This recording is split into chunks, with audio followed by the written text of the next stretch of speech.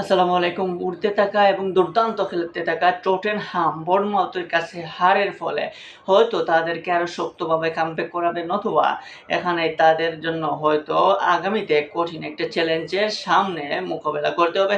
সেটাই স্পষ্ট করে দেখিয়ে দিল বর্নমাউথের কাছে হারের ফলে টটেনহামের।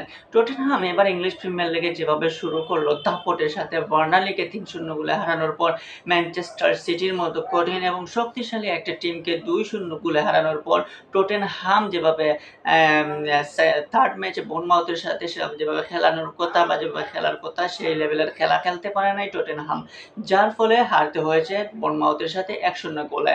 সো টটেনহাম ফ্যানদের সামনে এই মুহূর্তে চ্যালেঞ্জ অপেক্ষা করছে যে আসলেই কি টটেনহাম লিগ শুরুর আগে যেভাবে টটেনহামকে নিয়ে আশা করছিল ফ্যানরা, সেই আশাতে গরুবালি হবে না, সেই আশাতে পানি ঢালবে না টটেনহামের প্লেয়াররা, নাকি টটেনহাম এখানে এই ধাক্কা খাওয়ার ফলে শক্তভাবে কামব্যাক করবে এবং প্রিমিয়ার লিগে এবার হয়তো ভালো কিছু করবে। সো এটা দেখা যাবে, সময়ের উপর নির্ভর করবে। কিন্তু লাস্ট ম্যাচে বর্নমাউথের সাথে যেভাবে টটেনহাম হারলো, সেখানে ওয়ান টার্গেটের হিসাবেও দেখা গেল যে টটেনহামের চেয়ে বর্নমাউথের ওয়ান টার্গেট সংখ্যা বেশি, 20টা ওয়ান টার্গেটে শট নিয়েছে এই বর্নমাউথ। অপরদিকে টটেনহাম 5টা মেবি শট নিতে পেরেছে অন টার্গেটে। সো বুঝতে পারতেছেন যে টটেনহাম এখানে কিরকম খেলা খেলেছে বর্নমাউথের সাথে।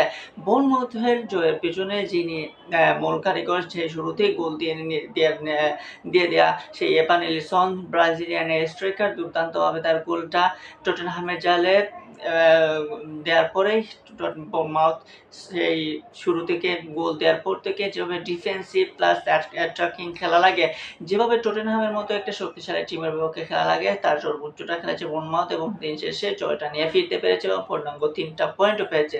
সো টটেনহামের এই ম্যাচের স্ট্রাইকার প্রান্তে যেমন কুদুস কিংবা রিচার্লিসনরা লাস্ট 15 মিনিটস যেভাবে খেলেছেন, সেই 15 মিনিটের মতো যদি শুরু থেকে খেলতে পারতেন, হয়তো বর্নমাউথের জালেও বল জোড়াতো, হয়তো টটেনহামের গোলের সংখ্যাও পেতে পারতো, গোলটাও বাড়তো এবং জয়টা নিয়ে ফিরতে পারতো।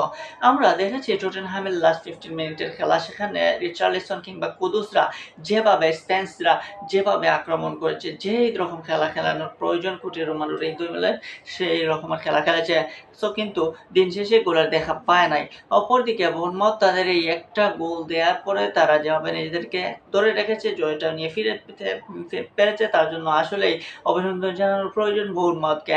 এখন টটেনহাম যে শুরু করার কথা, যেভাবে শুরু করার কথা, এখান থেকে আমরা চাইবো যে সেই লেভেলের শুরু করুক। নেক্সট ম্যাচে তারা আরও যাতে কম শক্তিশালী হয়ে ফিরে আসুক এবং আরও যাতে টটেনহামের মতো খেলতে পারে, যেভাবে শুরু থেকে খেলেছে ওয়েস্ট হ্যামের সাথে ওই ম্যাচটা, এবং ওই ম্যাচে দেখা যাবে যে টটেনহাম আসলে বোর্নমাউথের কাছে ধাক্কা খেয়ে নিজেদের হুঁশ ফিরেছে, নাকি বোর্নমাউথের কাছে হারার ফলে তারা এখানেই ভেঙে পড়লো এবং এখান থেকে তাদের নিচে নেমার সিঁড়ি হয়তো শুরু হয়ে গেল। এবং দেখি যে টটেনহাম আসলেই ফিরতে পারে কিনা। টটেনহাম হটস্পার এভাবে এই প্রিমিয়ার লিগে যেভাবে আলোড়ন সৃষ্টি করেছে, যেরকম তাদের প্লেয়ার রয়েছে, সেই প্লেয়ারদের বা কিংবা তাদের যোগ্যতা নিয়ে প্রশ্ন করার কোনো অবকাশ নাই। তাদের প্লেয়ারদের পারফরমেন্স এবং তাদের যোগ্যতা বলে যে টটেনহাম হটস্পার এবার ভালো কিছু করবে। এখন সেই 12টা যাতে বর্নমাউথের কাছে হারার ফলে বাধা সৃষ্টি না করে, সেদিকে লক্ষ্য রাখতে হবে টটেনহাম ম্যানেজার কিংবা টটেনহাম প্লেয়ারদেরকে। সো অপেক্ষায় থাকলাম যে রিচার্লিসনদের এই টটেনহামরা ঘুরে দাঁড়াবে এবং টটেনহাম আবারও মজাদার যেটা ফুটবল বলা যায়, এবং যে ফুটবলে প্রতি মানুষ আকৃষ্ট হয়ে সেই ফুটবলটা খেলবে টটেনহাম হটস্পার এবং তাদের ফ্যান ফলোয়ারদেরকে খুশি করবে। অপেক্ষায় দেখুন নেক্সট ম্যাচে ওয়েস্ট হ্যামের বিপক্ষে কেমন করে টটেনহাম হটস্পার।